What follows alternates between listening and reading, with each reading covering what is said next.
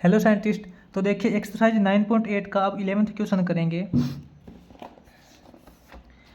Scientist 11th question की statement के अंदर क्या बोल रखा है, a straight line pass through the points -1 and 2।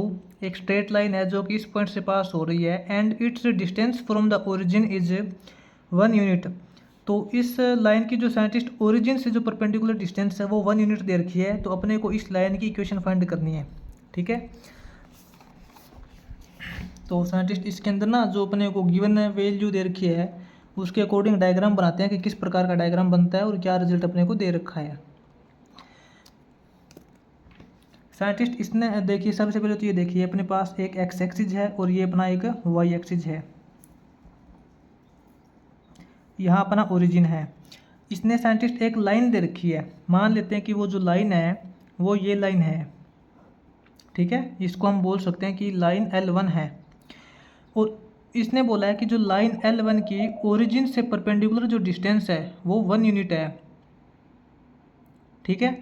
तो ओरिजिन का आपको पता है ये 0 0 होता है, इसकी परपेंडिकुलर डिस्टेंस 1 यूनिट दे रखी है। और ये जो लाइन है वो एक पॉइंट से पास हो रही है। मान लेते हैं इस लाइन के ऊपर कहीं भी एक पॉइंट है, आप यहाँ मान सकते हो, यहाँ मान सकते हो, कहीं भी मान सकते हो।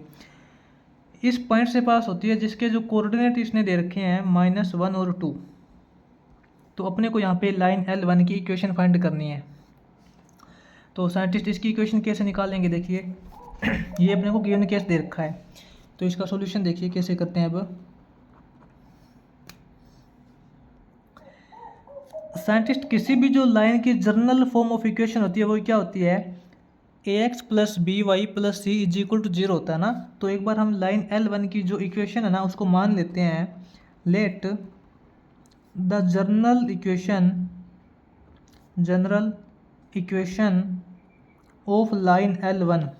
लाइन L1 की जनरल इक्वेशन आपको पता है ax + by + c = 0 होती है, ठीक है। तो हमने मान लिया कि लाइन L1 की जो इक्वेशन है वो ये है, क्योंकि यही तो होती है।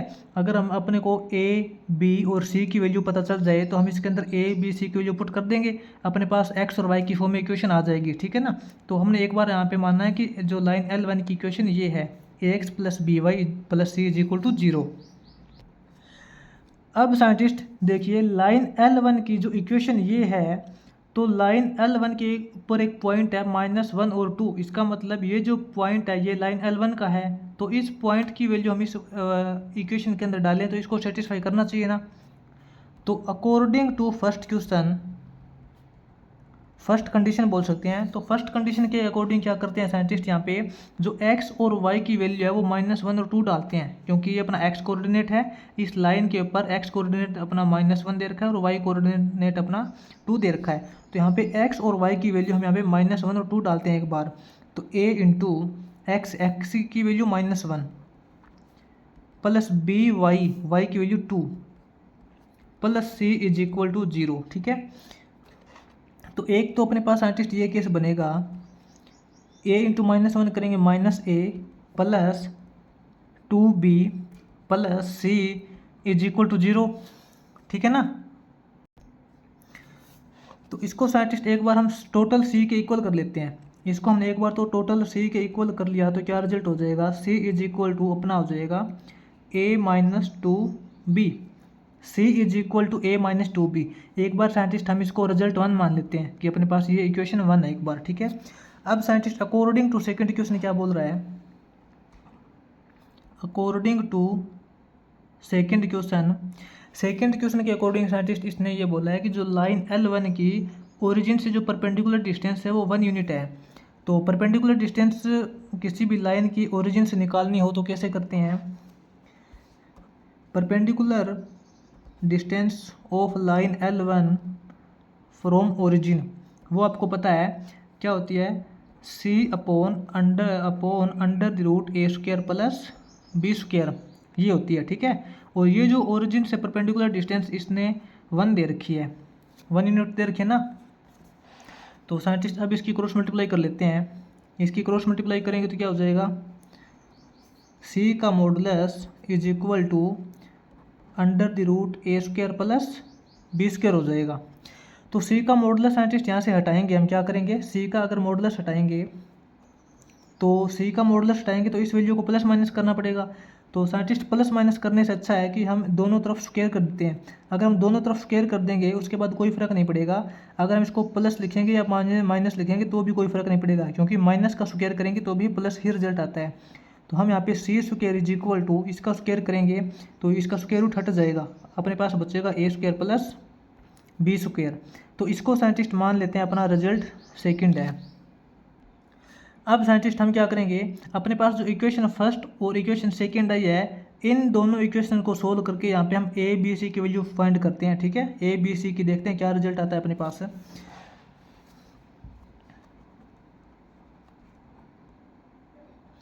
From equation first and second, first equation अपने क्या है scientist, C is equal to A minus two B है, C is equal to A minus two B है, ये अपनी यहाँ पे फर्स्ट इक्वेशन है। और सेकंड इक्वेशन अपनी क्या है, सी स्क्वायर है, सी square is equal to A square plus B square है, ए स्क्वायर प्लस बी स्क्वायर, ये अपने सेकंड इक्वेशन है। तो साइंटिस्ट ऐसा करते हैं, अपनी जो इक्वेशन फर्स्ट है ना, इसको दोनों तरफ मतलब स्क्वायर कर देते हैं। इसका क्या करेंगे, squaring both side, squaring both side the equation first, अपनी जो इक्वेशन फर्स्ट है इसको दोनों तरफ स्क्वायर करेंगे तो क्या हो जाएगा, यहाँ सी स्क्वायर हो जाएगा, C square is equal to A minus two B का स्क्वायर अगर हम करेंगे तो ये हो जाएगा अपने पास A square plus four B square minus four A B. ठीक है, इक्वेशन फर्स्ट ये है, क्योंकि हमने फर्स्ट इक्वेशन का स्क्वायर कर दिया तो अपने पास ये रिजल्ट बनेगा। और सेकंड इक्वेशन अपने पास क्या है, सी square is equal to A square plus B square हो जाएगा सेकंड इक्वेशन। अब साइंटिस्ट ये देखिए, first equation second equation, first equation के according C square is equal to ये है, सेकंड इक्वेशन के according C square is equal to ये है। तो साइंटिस्ट ये भी सी स्क्वायर है और ये भी सी स्क्वायर है, इसका मतलब ये रिजल्ट और ये रिजल्ट दोनों सेम है। ठीक है, तो इसके अकॉर्डिंग क्या करेंगे, A square plus B square, A square plus four B square minus four A B is equal to A square plus B square put करेंगे। तो साइंटिस्ट इस कंप्लीट रिजल्ट को इस तरफ लेके आएंगे, a square plus four B square minus four A b minus a square minus b square is equal to zero. ठीक है, ए स्क्वायर माइनस ए स्क्वायर ये तो कैंसिल हो जाएगा, four B square minus b square करेंगे ये अपने पास हो जाएगा three b square, three b square minus four A B is equal to zero, three b square is equal to plus का फोर ए बी हो जाएगा। ठीक है, तो साइंटिस्ट दोनों तरफ से एक बी कैंसिल हो जाएगा, अपने पास क्या बचेगा, three b is equal to four a, three b is equal to four a. तो scientist three b is equal to four a को ऐसे लिख सकते हैं क्या, three upon four is equal to A upon b. ठीक है, क्योंकि इसकी क्रॉस मल्टीप्लाई करेंगे, थ्री इंटू बी करेंगे, three b is equal to four a हो जाएगा। ठीक है ना, तो three b is equal to four A लिख लिया हमने, three upon four is equal to A upon B. इसके कहने का मतलब ए अपॉन बी का जो रेशियो है वो थ्री अपॉन फोर है, तो हम यहाँ से मान सकते हैं कि ए की वैल्यू थ्री है और बी की वैल्यू फोर है। ठीक है ना, ए की वैल्यू थ्री मान लेंगे, बी की वैल्यू फोर मान लेंगे तो भी कोई प्रॉब्लम नहीं होगी, क्योंकि ए अपॉन बी का रेशियो थ्री अपॉन फोर ही आएगा। तो यहाँ से साइंटिस्ट हम क्या मानेंगे, ए की वैल्यू हम थ्री मान लेते हैं और बी की वैल्यू फोर मान लेते हैं। अब ए और बी की वैल्यू साइंटिस्ट अपने पास आ चुकी है, तो सी की क्या वैल्यू हो जाएगी, सी की वैल्यू निकालने के लिए साइंटिस्ट आप इसमें से कहीं भी वैल्यू पुट कर सकते हो। मान लेते हैं कि ए और बी की वैल्यू हम इसके अंदर पुट कर देते हैं,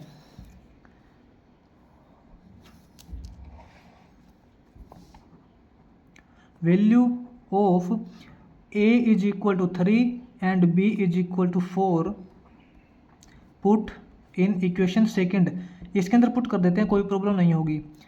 ये क्या है, सी square is equal to A square plus B square है, ए square plus B square, c square is equal to A square, a की वैल्यू क्या है थ्री, थ्री का स्क्वायर करेंगे nine, plus B square, b की वैल्यू फोर, फोर का square करेंगे sixteen, c square is equal to sixteen plus nine करेंगे 25। यहाँ से साइंटिस्ट अपने पास c square is equal to 25 हो जाएगा, तो सी की क्या वैल्यू हो जाएगी, सी इज इक्वल टू 5 हो जाएगा। ठीक है, सी की वैल्यू अपने पास है प्लस या माइनस 5 हो जाएगी, कोई प्रॉब्लम नहीं है। प्लस या माइनस 5। सी की वैल्यू +5 होगी तो भी सी स्क्वायर 25, और सी की वैल्यू -5 होगी तो भी सी स्क्वायर 25 होगा। तो अपने पास यहाँ पे देखिए सी की वैल्यू ±5 है, और अपने पास ए और बी की वैल्यू क्या है 3 और 4। यहाँ पे दोबारा से नोट कर लेते हैं। ए की वैल्यू साइंटिस्ट अपने पास 3 है, बी की वैल्यू अपने पास 4 आई है, और सी की वैल्यू प्लस या -5 है। ठीक है, तो अपने पास जो लाइन L1 की इक्वेशन क्या हो जाएगी, लाइन L1 की साइंटिस्ट हमने इक्वेशन मानी थी ax + by + c = 0। हमने यहाँ से सोल्व करके a b c की वैल्यू फाइंड कर ली है। तो अपने पास L1 की इक्वेशन क्या हो जाएगी, लाइन L1 की इक्वेशन हो जाएगी अपने पास ax + by + c = 0। इसके अंदर वैल्यू पुट करते हैं, लाइन L1 की इक्वेशन हो जाएगी a की वैल्यू 3, ये हो जाएगा 3x + 4b + c + 5 = 0, या फिर ऐसे भी बोल सकते हैं इसको 3x + 4b - 5 = 0। ये दोनों ही इक्वेशन सही है। ठीक है, क्योंकि अपने पास c की वैल्यू +और -5 आई है, तो इसलिए 3x + 4b + 5 = 0, या फिर 3x + 4b - 5 = 0। ये दोनों ही इक्वेशन सही है। अपने पास साइंटिस्ट ये लाइन L1 की 2 इक्वेशन आ जाएगी। ठीक है, ये अपना यहाँ पे 11th क्वेश्चन हो जाएगा। अब साइंटिस्ट इसका आगे 12th क्वेश्चन करेंगे। देखिए साइंटिस्ट 12th क्वेश्चन की स्टेटमेंट के अंदर बोला है find the equations of 2 line. अपने को 2 लाइन की इक्वेशंस निकालनी है जो कि इस लाइन के पैरेलल है and are at distance of 3 units from it, और इस लाइन से दोनों लाइन ही 3 यूनिट की डिस्टेंस पे है। इसका मतलब ये है कि साइंटिस्ट देखिए जो गिवन कंडीशन है वो नोट करते हैं एक बार। टू गिवन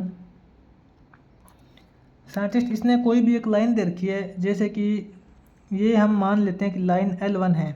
ठीक है, लाइन L1 दे रखी है साइंटिस्ट, जो इसकी इक्वेशन दे रखी है वो मान लेते हैं कि √3x + y + 2 = 0।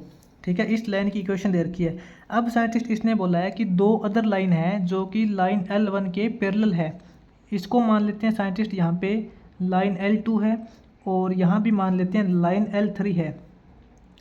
साइंटिस्ट ये जो लाइन L3 है उसको हमने यहाँ क्यों नहीं माना, L1 L2 L3 ऐसे भी तो मान सकते थे, लेकिन इसने अकॉर्डिंग टू उसने एक केस दिया हुआ है कि जो लाइन L1 है ना, ये जो लाइन है इन दोनों लाइन से 3 यूनिट की डिस्टेंस पे है।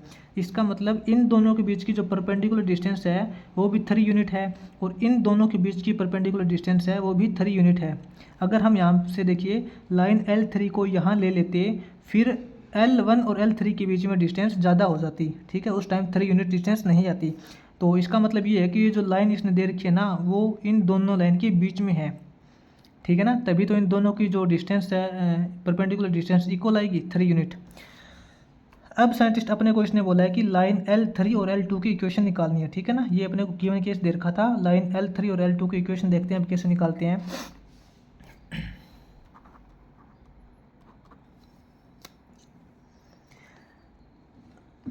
साइंटिस्ट तीनों इक्वेशंस एक दूसरे के पैरेलल है। आपको पता है अगर कोई भी 2 लाइन एक दूसरे के पैरेलल होती है तो उनका x और y का जो कोफिशिएंट होता है, यानी कि a और b की वैल्यू सेम होती है। ठीक है, तो एक इसके अंदर देखिए सबसे पहले तो हम यहाँ पे निकालते हैं perpendicular distance between L1 and L2 के लिए। Perpendicular distance between L1 and L2, line L1 और L2 के लिए हम ऑपरेट करते हैं इसको। तो क्या हो जाएगा, किसी भी 2 पैरेलल लाइन के बीच में जो परपेंडिकुलर डिस्टेंस निकालने का फॉर्मूला होता है साइंटिस्ट मॉडुलस ऑफ सी का मतलब इसकी कांस्टेंट वैल्यू। ठीक है, क्योंकि इसका ए और बी तो सेम रहेगा, कांस्टेंट वैल्यू इसकी अलग हो जाएगी। ठीक है ना, sorry modulus of C1 - C2 करते हैं।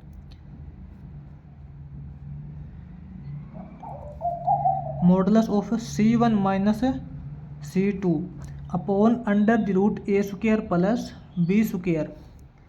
तो इसको ऑपरेट करते हैं साइंटिस्ट। C1 - C2 करेंगे। C1 इसके लिए C1 की वैल्यू क्या है 2 है।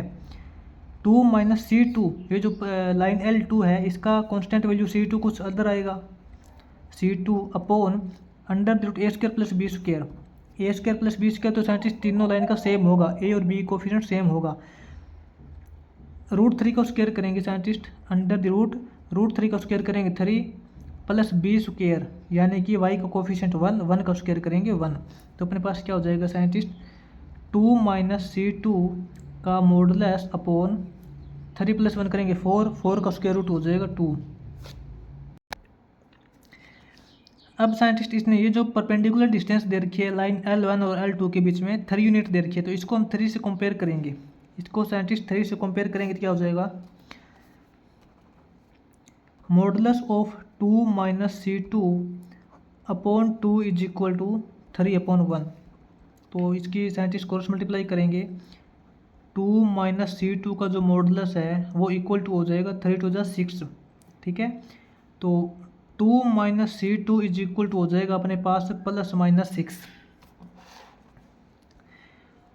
+-6 हो जाएगा।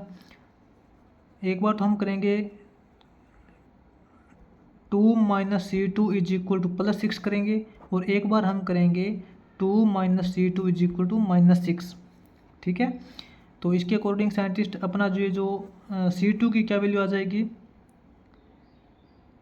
C2 इज इक्वल टू अपने पास हो जाएगा 2 - 6, C2 की वैल्यू हो जाएगी -4, और इसके अकॉर्डिंग अपने पास C2 की वैल्यू हो जाएगी 2 - -6, C2 की वैल्यू हो जाएगी 2 +6 8। अपने पास साइंटिस्ट यहाँ से देखिए C2 की जो वैल्यू है वो दो वैल्यू आएगी, एक तो -4 और एक +8। तो साइंटिस्ट यहाँ से जो लाइन L2 है इसके लिए अपने पास C2 की दो वैल्यू आ गई, तो इक्वेशन ऑफ लाइन L2 क्या हो जाएगी, इक्वेशन ऑफ लाइन L2 की इक्वेशन क्या हो जाएगी साइंटिस्ट, जिसका जो x और y का कोफिशिएंट है वो तो बिल्कुल सेम रहेगा क्योंकि दोनों लाइन सारी लाइन एक दूसरे के पैरेलल हैं। तो ये अपने पास हो जाएगा √3x + y -4 is equal to 0, और √3x + y -4 ये +8 इज इक्वल टू 0। ये साइंटिस्ट अपने पास दो इक्वेशन आ जाएगी लाइन L2 के लिए। अब लाइन L3 के लिए देखते हैं। अब साइंटिस्ट देखिए जो अपनी लाइन L1 और L3 के बीच में, इसके बीच में परपेंडिकुलर डिस्टेंस का फॉर्मूला यूज करते हैं। Perpendicular distance between line L1 and L3, वो जो परपेंडिकुलर डिस्टेंस का फॉर्मूला अपने पास लगेगा C1 - C3 का मॉडुलस अपॉन √a² + b² करेंगे, √a² + b² is equal to C1।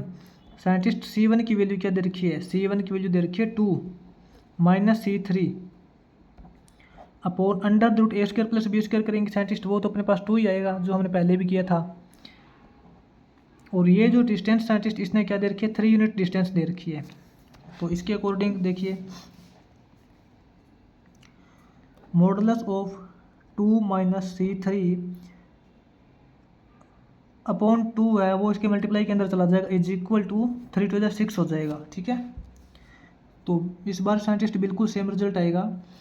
देखिए इसके अंदर क्या हो जाएगा, 2 - C3 का मॉडुलस ओपन करेंगे तो इक्वल टू + या -6 हो जाएगा। इसके लिए भी साइंटिस्ट अपने पास दो केस बनेंगे। दो केस कैसे बनेंगे, एक तो अपने पास हो जाएगा 2 - C3 +6 हो जाएगा, और एक बार हो जाएगा 2 - C3 इज इक्वल टू -6। इसके अकॉर्डिंग साइंटिस्ट अपने पास जो C3 की वैल्यू आएगी वो अपने पास हो जाएगी 2 - 6, C3 की वैल्यू -4, और इसके अकॉर्डिंग अपने पास C3 की वैल्यू हो जाएगी 2 - -6 यानी कि +6, C3 की वैल्यू 8। साइंटिस्ट यहाँ से भी अपने पास C3 की वैल्यू -4 और 8 आएगी, ठीक है। तो इक्वेशन अपने पास कौन सी हो जाएगी, equation of L3, line L3 के लिए इक्वेशन कौन सी हो जाएगी, C की वैल्यू अपने पास तो आ गई, और x और y के जो कोफिशिएंट है वो तो सारी लाइन के लिए सेम हो जाएंगे।